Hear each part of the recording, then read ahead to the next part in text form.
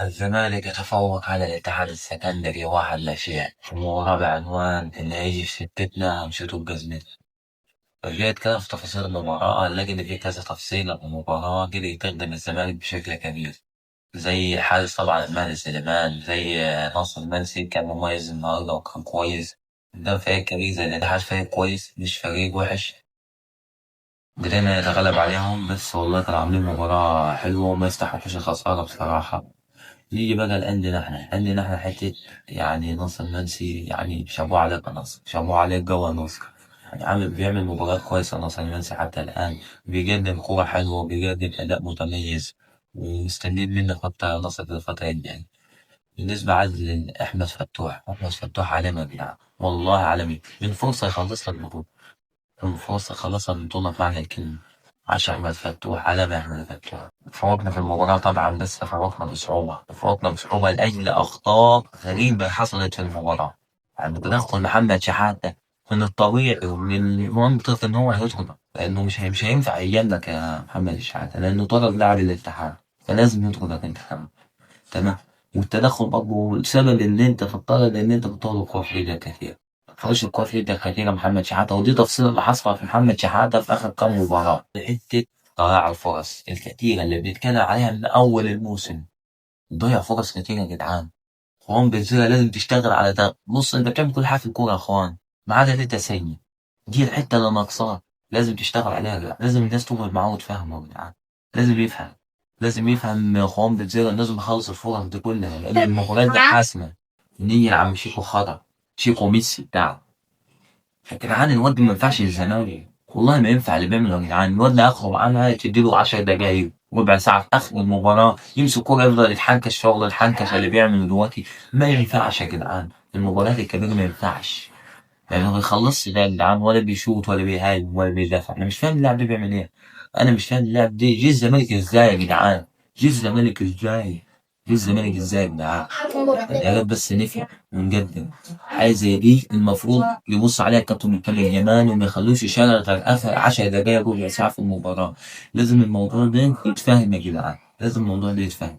تبدأ تلعب مثلا بعدي وخوان بجزيرة، تحط ناصر منسي قدامهم.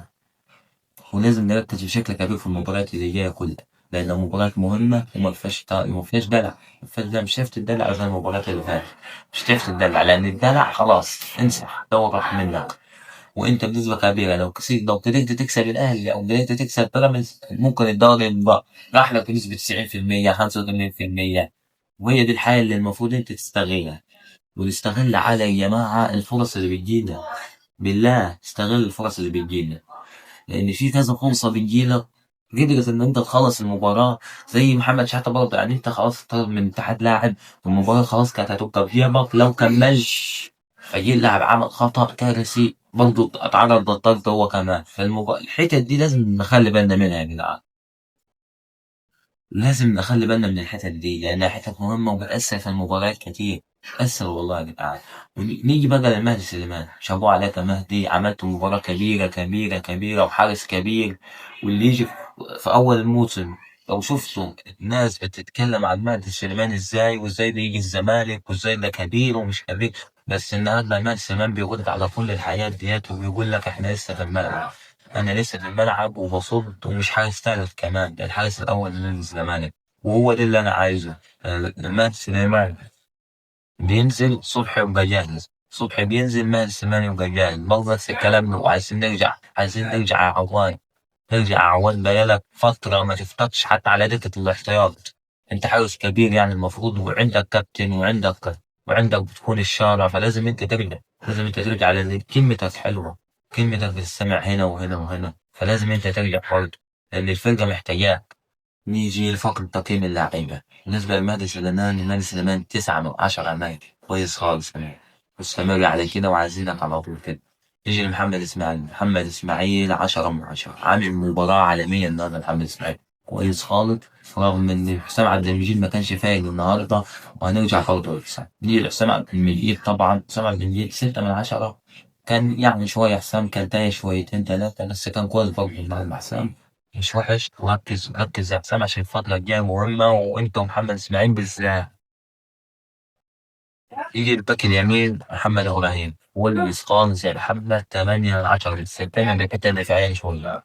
كمل بالحتة الدفاعية شوية لأن أنت شايفك بتزيد على الخط كتير. نسيب الحتة الدفاعية بس كويس يا محمد. يجي الباك الشمال محمود بنتايج. بنتايج كويس خالص يا بنتايج كويس خالص. 8/10 محمود بنتايج حمد المراحل. خط النص كان بيلعب ثلاثة عبد الله السعيد محمد شحاتة. عبد الله خرج في الشوط الأول بس كان كويس عبد الله يعني وكان عامل مباراة كويسة. نزل مكانه أحمد ربيع. هنبدأ عبد الله 8/10.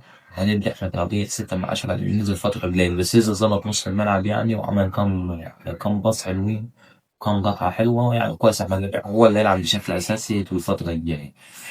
يجي محمد شحاتة 0 طبعا من 10. ما تسألنيش ليه 0/10 وأنا عملت إيه. خلاص ما فيش 0/10. الخطأ اللي أنت عملته دي يديك 0/10 مستريح. نيجي لقدام. هون بجزيرة. شيكو زفت. شيكو زفت. مصر منسي. طبعا شيكو بنزا. يعني دي مش التقييم بتاعه يا جدعان زبالة من 10. خرا. عرف لا بقطب من 10. هون بجزيرة 8/10 وركز يا اخوان بالله عليك في الفرص اللي بتضيع منك. ركز في الفرص اللي بتضيع منك. كفاية ضيع انت كل مباراة بيبقى لك فرصة وتنام ضايعة. مش هينفع كده مش هينفع.